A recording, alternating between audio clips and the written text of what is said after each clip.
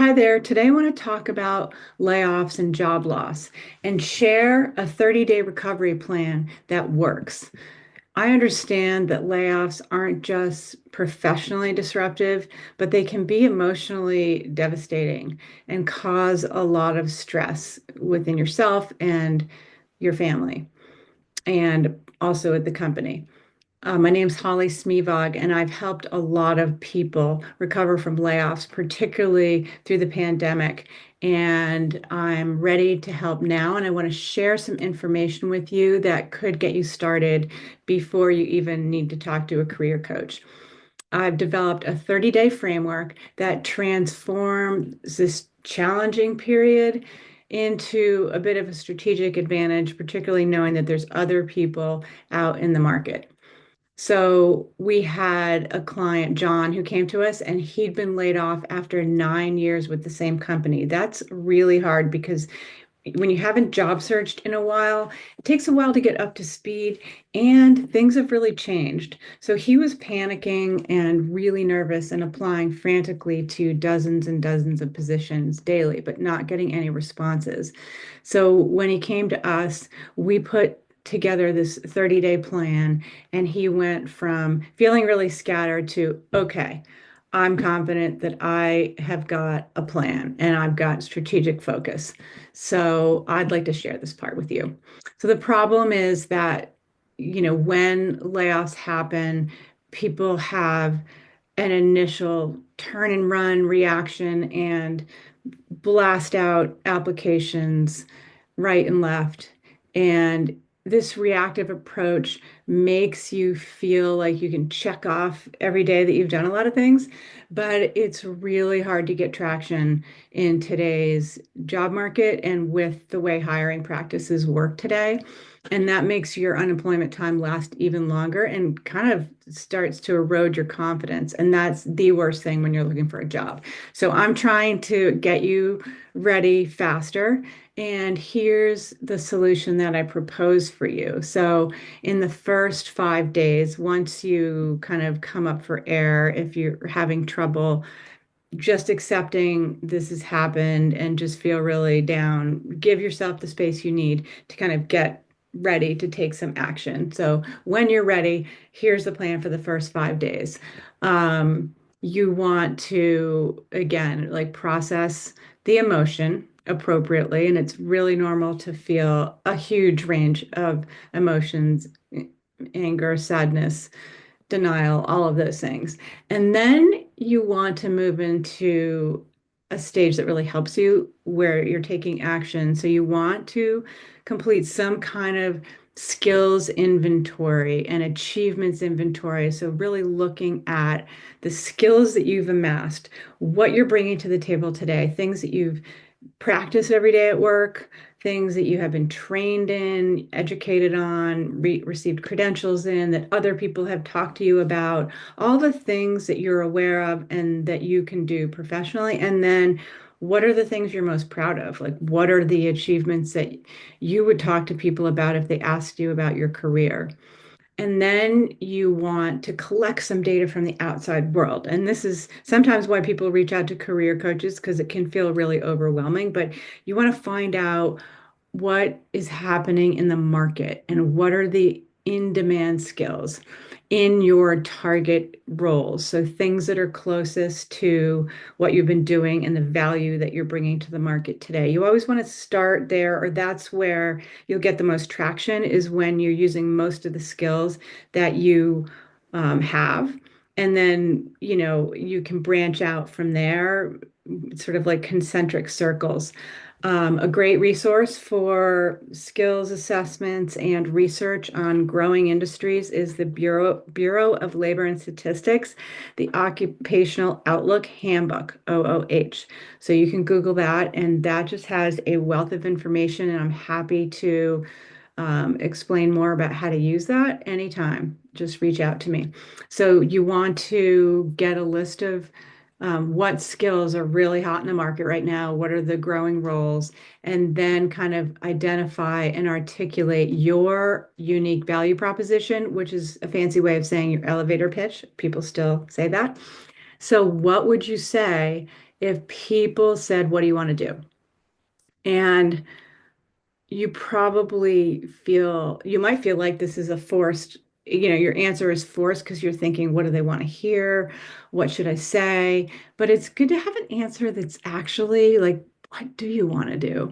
What is it that you can say? How do you want to take your skills? Like if you thought of this as a gift, as this moment where you could turn into the work world and sort of craft something that was your best fit role, if that's not what you just left, what does it look like?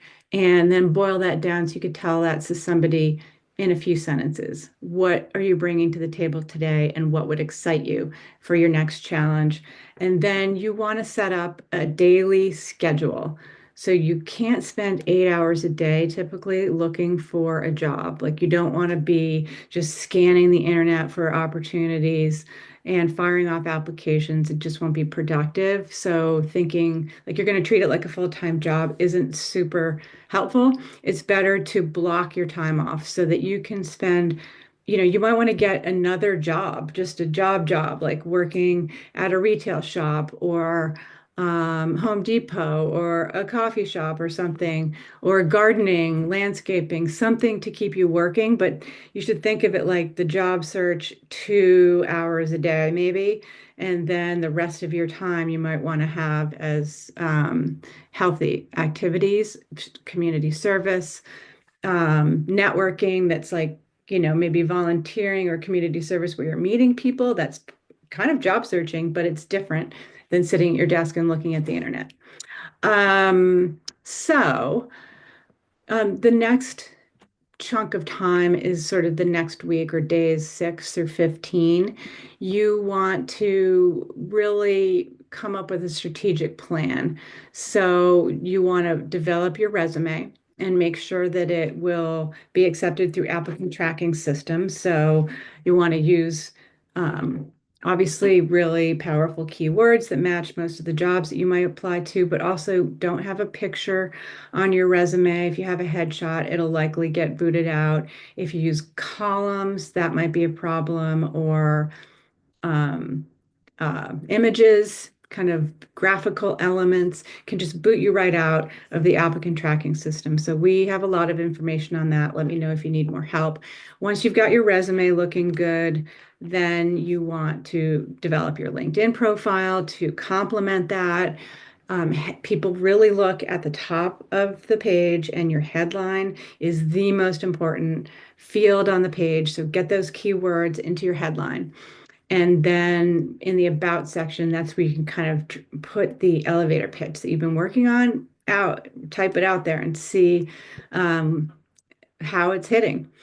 And then you want to say build 3 to 5 cover letters for different role types. If you're just looking for one job, one cover letter. That's all you need. And you can tailor it for different jobs. And then you might start thinking about who will give you references. So warm up those relationships and think about what skills they would talk about so they complement each other. So this is sort of a 2 week approach to laying an awesome foundation for a job search. And we had a client, Sarah, who was laid off after 12 years in the same role, who used this to phase completely into a new role.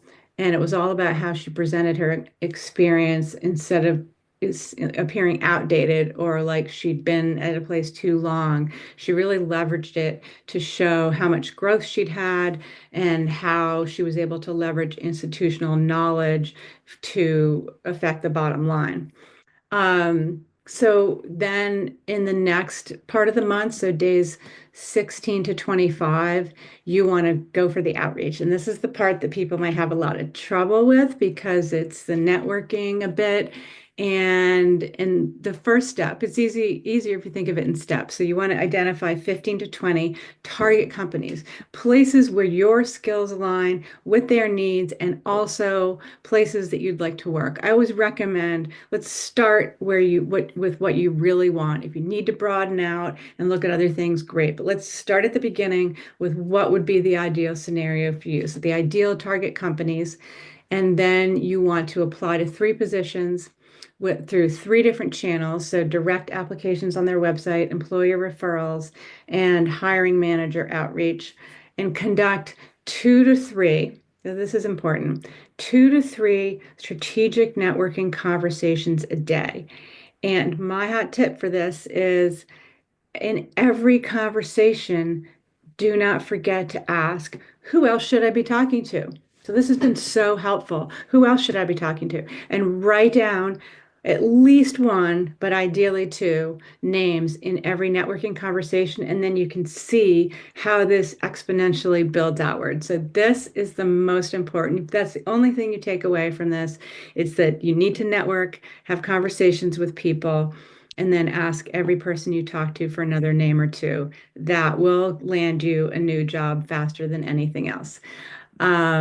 And then you want to start warming up your LinkedIn, comment to people's posts, repost them with your thoughts, um, start engaging a little bit.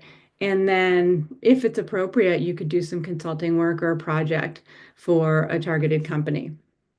So the last couple days of the month, 26 to 30, that's when you want to do interview prep and sort of manage your pipeline. So we have an interactive interview tool that's super helpful. If you want to try it out, just send me a note below.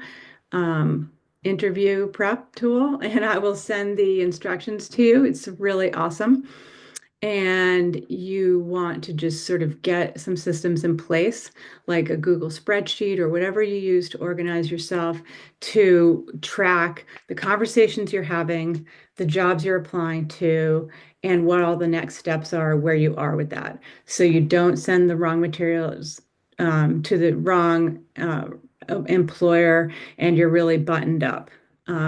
So that's what you really want to do to get started. One final thing is your layoff story. So why you are leaving your company. And if it's a layoff, it's often just a financial downsizing. And that's the facts. And you don't want to have a lot of negative energy around your prior role. You want to be as factual and concise as possible. So that's what I got for you today. And I hope this has been helpful. Please reach out if you'd like more help with handling a layoff, getting back in the job market quickly, and networking. Good luck.